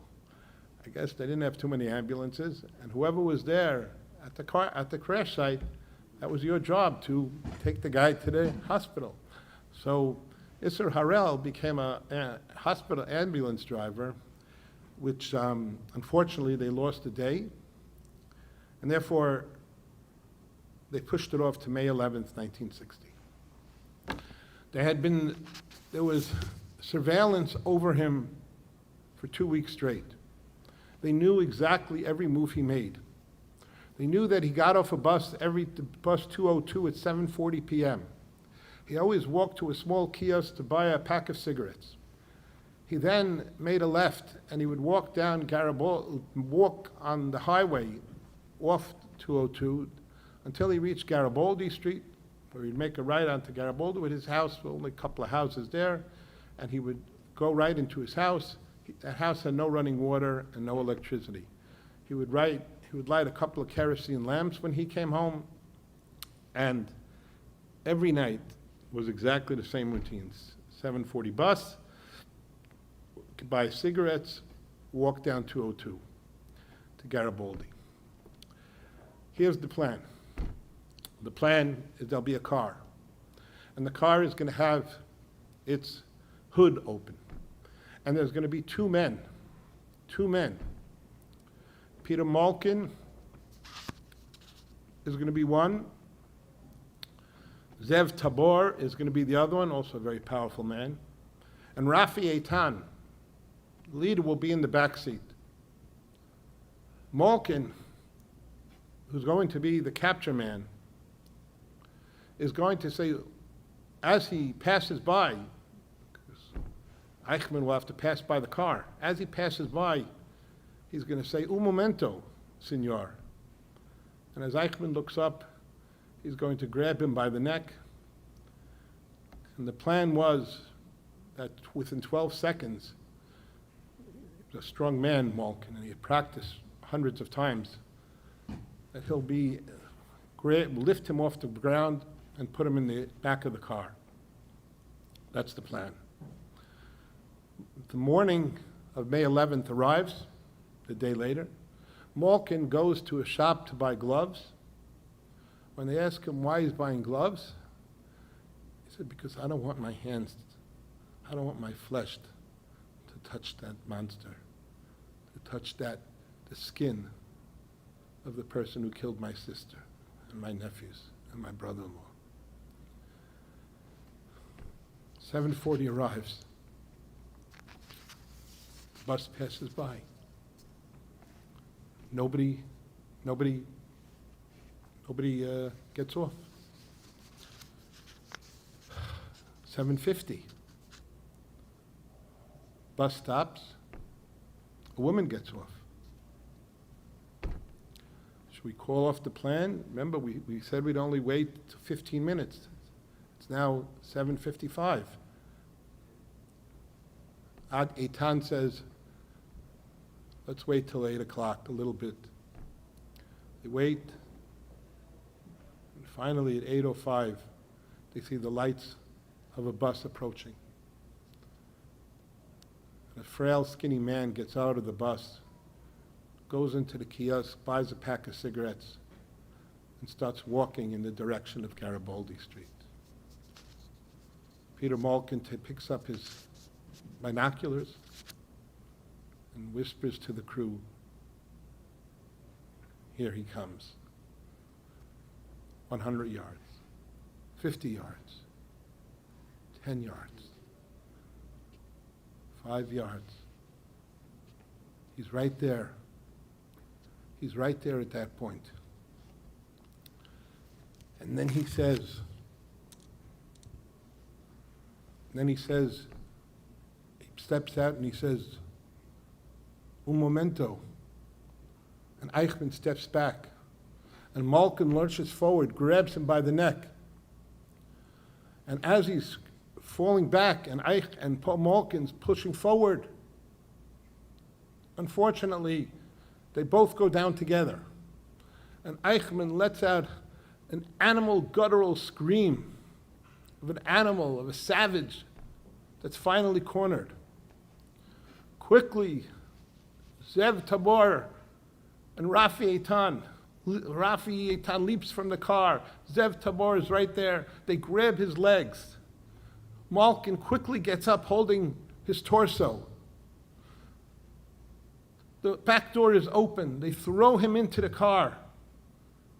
Ty first frisk him that he has any weapons. They bound his feet and his hands. They put him on the floor, put a huge woolen blanket over him. They close the car, and Rafi Eitan screams to Aharoni, "The driver lets go." 21 seconds have elapsed. The second car, the backup car, in a few minutes pulls up to the car, and Zev Aharoni gives the thumbs up. And then the message, Harel is not yet informed, but for the first time in history, a mass murderer is going to have to answer to the Jewish state for crimes against the Jews. Malkin tells him in fluent German, "Don't move and don't say a word, or I'll kill you. Do you understand?" No answer. "Don't move or don't say a word, or I'll kill you. Do you understand?" Again, no answer. They're wondering, have they hit him too hard? Is he alive? And finally, then, in perfect German, they hear from under the blanket, "My fate is sealed. All is lost." At that point, the men congratulate each other as they realize they've captured ADOLF Eichmann. They bring him back to a safe house. They check his teeth, his false teeth, make sure he has no cyanide capsules. In a matter of 5-10 minutes, Peter Malkin, who's the chief interrogator, asks him for his SS number, his Nazi number, what name were you given at birth, and without hesitation, "My name is Otto Adolf Eichmann." And he's chained to the bed. And for the next 9 days, he's interrogated. He wears goggles that he can't see. Happened to be the cook, the one who's cooking all the food, happens to be a frum Jew, so he's eating only kosher. They have to feed him because they won't let him, he's kosher. And finally, on the day of that their plane is about to return, the only problem they're worried about is that legally are they kidnapping. They prepare a letter that they ask him to write that I am going to Israel on my own free will. I understand that I will be given a chance to have legal representation. I'm not being forced to go. I recognize the fact that I'm going to be tried, and I'm doing it totally consensually. And after they gave Adolf Eichmann a drink of wine, and they told him he'll be wearing a nice El Al uniform, Eichmann decides, as his fate is sealed, he signs the document, which is the final step. He's brought to the plane, he's sedated, he arrives at the plane. When they ask what's happening, Argentine authorities, well, what's with this man? They say, oh, he had a little too much to drink, you know how it is. They let him, they don't ask too many questions. You put him on the plane. At that point on the plane, he's handcuffed again, placed under a blanket, and at 12:05 a.m., May 21st, 1960, the El Al plane takes off from Argentina with Adolf Eichmann on board. At 7:10 a.m., March 22nd, the plane lands safely at Lod Airport near Tel Aviv. On May 23rd, he's brought before Judge Emmanuel Halevi to issue the official arrest warrant. He asked him, what's your name? And he said, my name is Adolf Eichmann. You are charged with the crime of genocide. Fritz Bauer is called in Germany. He begins to literally leap for joy. And that afternoon, on May 23rd, 1960, May 23rd, 1960, Ben Gurion goes to the Knesset in a very, very understated way and says the following: I have to inform the Knesset that a short time ago, one of the greatest of the Nazi war criminals, Adolf Eichmann, who was responsible together with the Nazi leaders for what they called the final solution of the Jewish question, that is the extermination of 6 million of the Jews of Europe, was discovered by the Israeli security services. Adolf Eichmann is already under arrest in Israel and will shortly be placed on trial in Israel under the terms of the law for the trial of Nazis and their collaborators. The place was silent. Nobody knew what to do, what to say. Adolf Eichmann, honestly, amazingly, was brought to Israel. He would be interrogated at that point from May until going till almost next April. He wouldn't be tried. He's interrogated for 9-10 months. And on April 11th, the trial begins. Amazingly so, the 3 judges who are going to try him, Moshe Landau, Binyamin Halevi, and Yitzchok Rabbi, are all born and educated in Germany. Anytime Eichmann spoke, there was no need for the translator who was simultaneously translating into Hebrew. They spoke the mother tongue. The Attorney General, the prosecutor, Gideon Hausner, although he was a Galiciana from Poland, he also spoke fluent German. Also had a German background. He was masterful. Eichmann himself took the stand. Eichmann never showed remorse. Eichmann never admitted his guilt. Eichmann never took responsibility. Gideon Hausner called 113 witnesses who emotionally described the terror, the cruelty, the torture they endured because of this evil man. And frankly, he made mincemeat of Eichmann, catching him in lies left and right, in contradictions, in misstatements, in contradictory statements, in outright lies. But it didn't matter, because when you kill 6 million people, what's a few lies when you're on the witness stand anyway? Eichmann presented himself as some sort of low bureaucrat, as if he was a pencil pusher, not responsible, not decision maker, totally unaccountable. He was just a lackey, following out orders without any sort of accountability or any sort of responsibility. Presented himself as a nobody. What do you want from me? I'm a nebuch. The reality, he was a cold-blooded, calculated, manipulating facilitator of the greatest genocide in our history. He was a rabid, Jew-hating, evil, satanic incarnate who, with the efficiency of a well-oiled machine, guaranteed that any Jew that would come near him would never leave alive.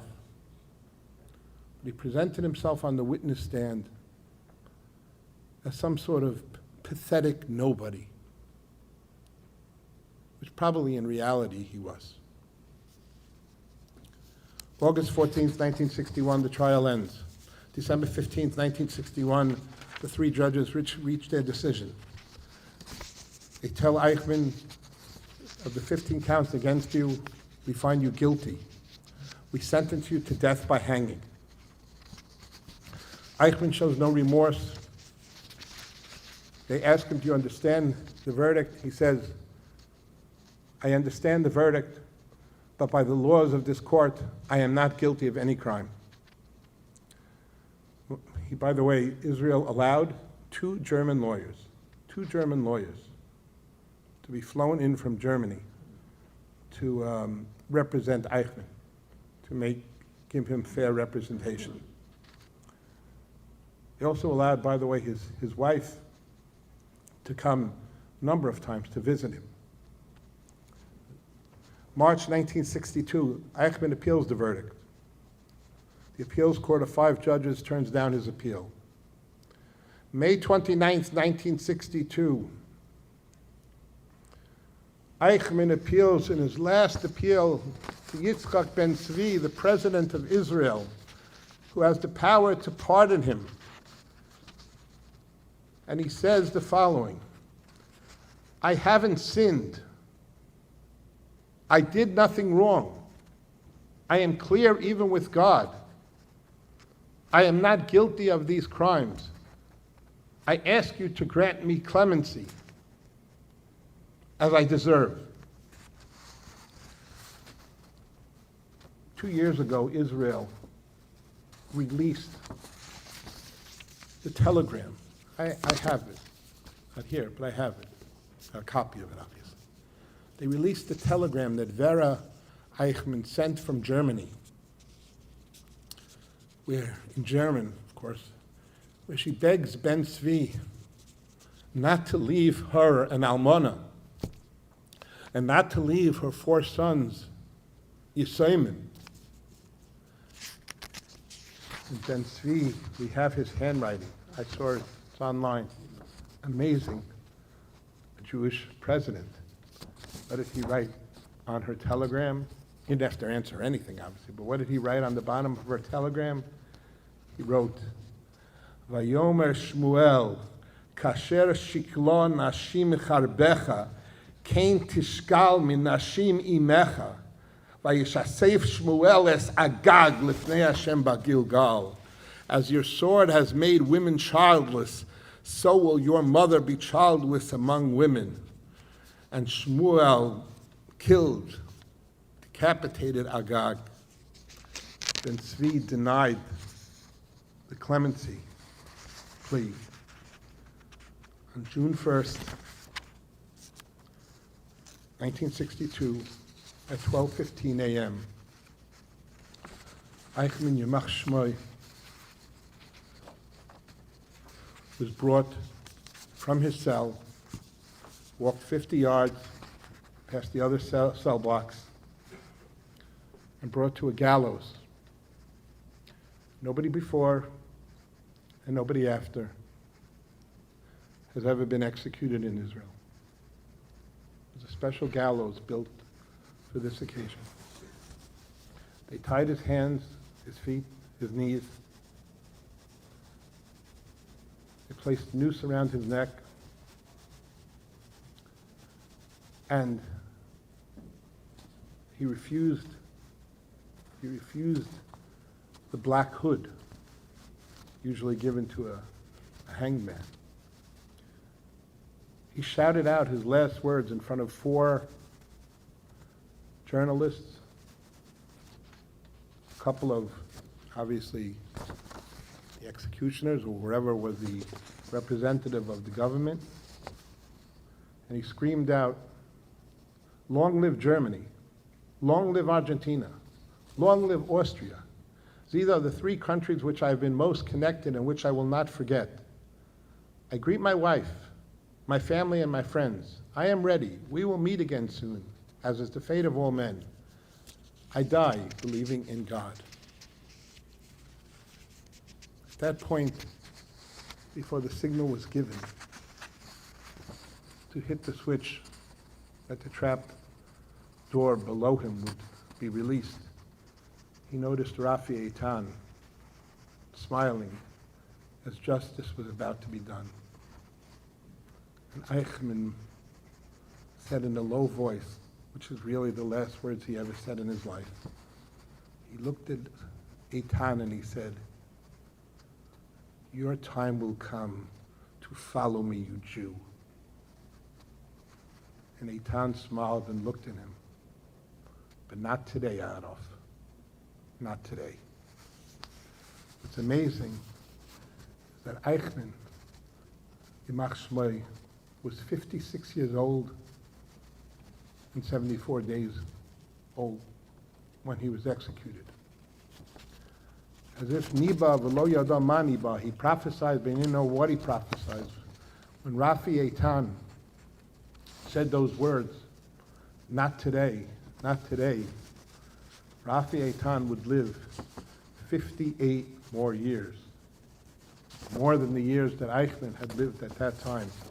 He just died last year at the age of 92, having an illustrious and very productive life, counterterrorism, and politics, and a successful businessman.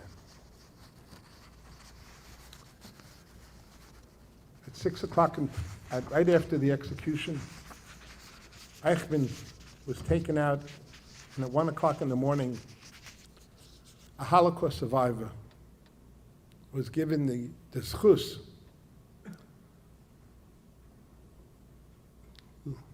limched zecher amolek, to light the crematorium. And when the crematorium was hot enough, they picked up Eichmann's body and threw it in the crematorium until nothing remained of this evil thing except ashes. At 6 o'clock in the morning, the ashes were put on an Israeli police boat, left the coast of Tel Aviv, and sailed until it was out of Israel territorial waters. And the cursed ashes were dumped in the sea. That should be no zecher of this cruel and evil man. Hannah Arendt wrote in the closing of her book about Eichmann, "And just as you, Eichmann, supported and carried out a policy of not wanting to share the earth with the Jewish people, and the people of people of a number of other nations, as though you and your superiors had any right to determine who should and who should not inhabit this world, we find and come to the conclusion that no one, that is, no member of the human race, can be expected to want to share the earth with you. For this reason, you must hang.